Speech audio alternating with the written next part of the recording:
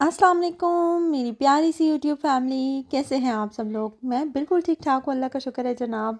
रेहान आपके सामने है, वो ठीक नहीं है। मुझे उम्मीद है कि आप सब लोग बिल्कुल ठीक ठाक होंगे, खैर खैरियत से होंगे। लेकिन रेहान पहले से थोड़े से बेहतर हैं। अब आपको नज़र भी आ रहा होगा कि सीढ़ियाँ भी खुद चढ़ के जा रहे हैं, वरना तो इतना बुरा हाल था कि ये सीढ़ियाँ चढ़ के भी नहीं जा सकते थे। अच्छा, काफ़ी सारे मुझे कमेंट्स आए थे कि आप बताएं कौन सा लोशन है जिससे कि ये ठीक हुआ है काफ़ी ज़्यादा। ये लोशन है जनाब। ये वैसे आप डॉक्टर के पास जाएं, डॉक्टर भी आपको यही लिख के देता है। लेकिन कई बार ऐसे होता है कि डॉक्टर रो लो जितना मर्जी ना, उन्होंने अपॉइंटमेंट नहीं देनी है आपको। खैर जनाब, आपने ये बूट से आपको मिल जाएगा, आपने ये ले लेना है। इतना ये बेस्ट है, इतना बेस्ट है, जितना मैं कहूँ ना उतना कम है। इसने फ़ौरन से उसके सारे चिकन पॉक्स को ड्राई कर दिया, और ख़ारिश जो होती है ना, बच्चे को तंग करी होती है, वो तो ऐसे गायब करता है ना, जैसे बस आपने छुफ किया और छू मंतर होगी, वो वाला हिसाब हो जाता है। रेहान को खाने पीने का भी बहुत ज़्यादा मसला चल रहा है।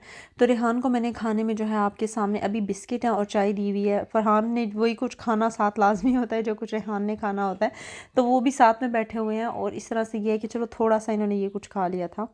रेहान ने यूट्यूब पे देखा है जनाब ये होममेड चिप्स, तो उन्होंने मुझे कहा था मामा प्लीज़ होममेड चिप्स बनाएँ, होममेड चिप्स बनाएँ। सुबह से शोर पड़ा हुआ था। मैंने कहा अच्छा चलो बना ही लेते हैं। खैर जनाब, मैंने इनके साथ बैठ के वीडियो देखी, उसके बाद हमने कहा चले हम बनाते हैं। अच्छा, ये काफ़ी ज़बरदस्त बने थे, काफ़ी अच्छे बने थे, और दोनों बच्चों ने शौक़ से भी खाए हैं। जिनके बच्चे चिप्स वगैरह फ्राइज़ वगैरह नहीं खाते, उनके लिए भी बेस्ट आइडिया। और वैसे भी कभी कभी बच्चों को अगर घर पे इस तरह की चीज़ें बना के दी जाएँ तो अच्छी बात है। बाज़ार से हम लेते हैं तो चलो घर पे कभी कभी बना लें तो अच्छा है।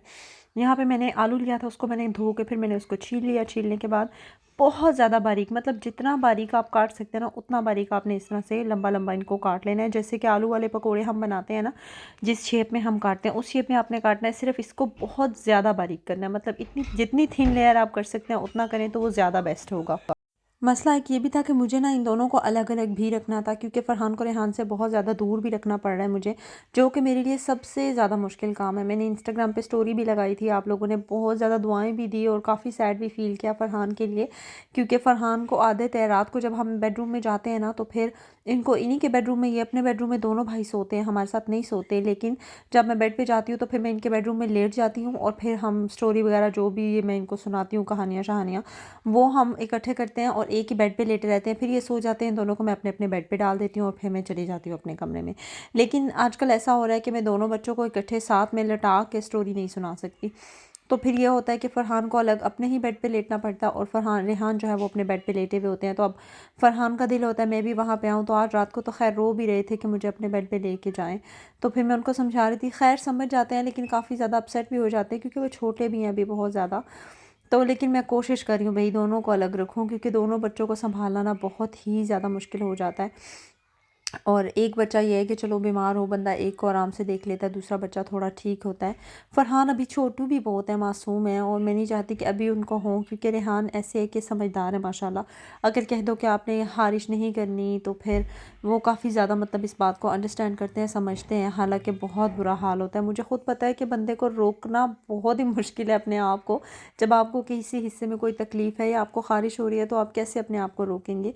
लेकिन फिर ये है कि मैं कोशिश कर रही हूँ कि दिन में ना 2 से 3 बार लोशन लगा लेती हूँ। इवन जब वो कंप्लेन भी करते हैं ना कि मुझे ख़ारिश हो रही है, मैं फ़ौरन से लोशन लगा देती हूँ और फ़ौरन से ख़ारिश रुक जाती है। मुझे लगता है कि ये जो लोशन है ना, ये वैसे भी इन बंदे के घर में होना चाहिए। कभी अचानक से ऐसे कुछ हो जाए तो फ़ौरन से बंदा इसको यूज़ कर सकता है। अच्छी चीज़ है, काफ़ी मुझे अच्छा लगा ये।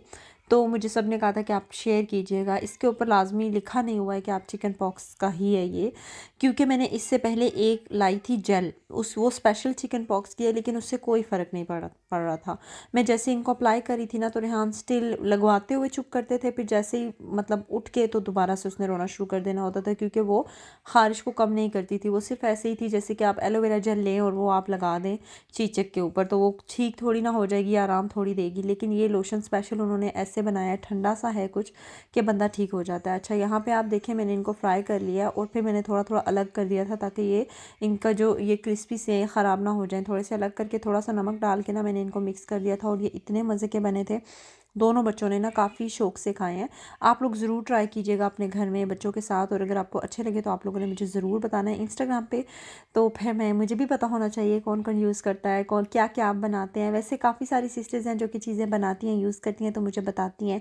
और किसी सिस्टर ने ये भी कमेंट किया है कि प्राइम मार्क पे वो गई हैं और वहाँ पे उनको सेल नहीं मिली, मैं सेल पे आपको बताया था कि 2-3 दिन पहले गई थी, अभी नहीं गई थी।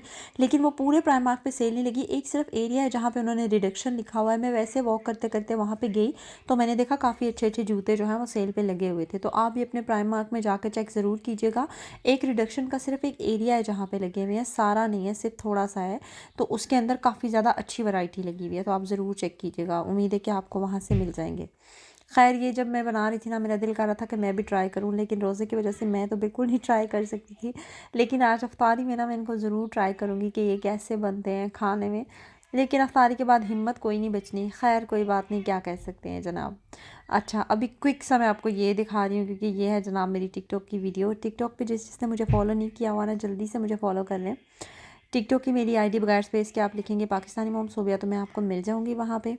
ख़ैर जनाब, मैं लिंक डिस्क्रिप्शन बॉक्स में दे दूँगी और आप लोगों ने ज़रूर मुझे फ़ॉलो करना है। इंस्टाग्राम पे भी मेरा सेम ही है, पाकिस्तानी मॉम सोबिया। पाकिस्तानी मॉम सोबिया बगैर स्पेस के आप लिखेंगे, इंस्टाग्राम पे भी मैं आपको मिल जाऊँगी, तो आप लोग मुझे दोनों जगहों पे ज़रूर फ़ॉलो करें। अभी जनाब मैं घर के बाहर थोड़ी देर इन दोनों को वॉक पे लेके गई थी, और रेहान जैसा कि आपको दिखाई दे रहे हैं वो अपने उसी नाइट सूट में है, क्योंकि जो उनको ये मसला हुआ है ना, उसकी वजह से वो कोई भी और कपड़े नहीं पहन सकते। इसलिए फिर उसी नाइट सूट पे मैंने कहा चलो घर के बाहर मैं इनको चला लेती हूँ। और नॉर्मल अपने जो दूसरे शूज़ हैं वो नहीं पहन सकते, तो ये जो स्कूल वाले इनके शूज़ हैं ना, ये थोड़ा सा इनका मैं बड़ा साइज़ लिया हुआ था, तो वो उनको खुला खुला सा है, तो वो खुश थे उसमें, कह रहे थे कि ठीक है मैं इसमें ही ठीक हूँ। तो फिर वो पहनाया हुआ था। उसके बाद जनाब हमने रेहान को घर छोड़ा, और फिर हम कॉर्नर शॉप में मैं और फरहान गए थे, क्योंकि हमने ये लेनी थी चीज़।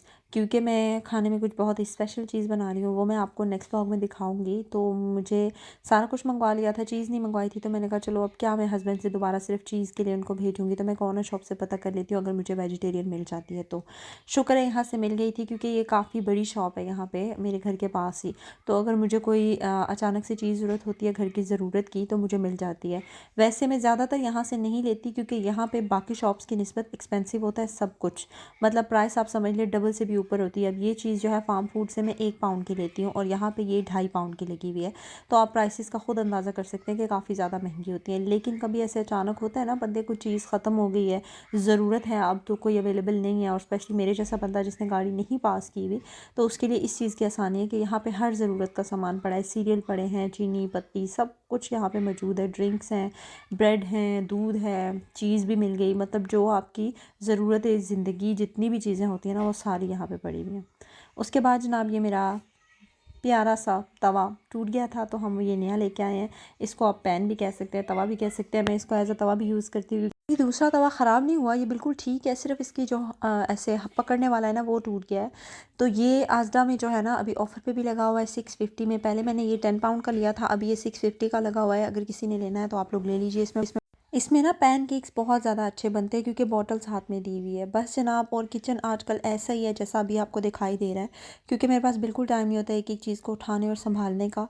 अपना बहुत सारा ख्याल रखिएगा, फिर मिलेंगे नए व्लॉग में। अल्लाह हाफिज़।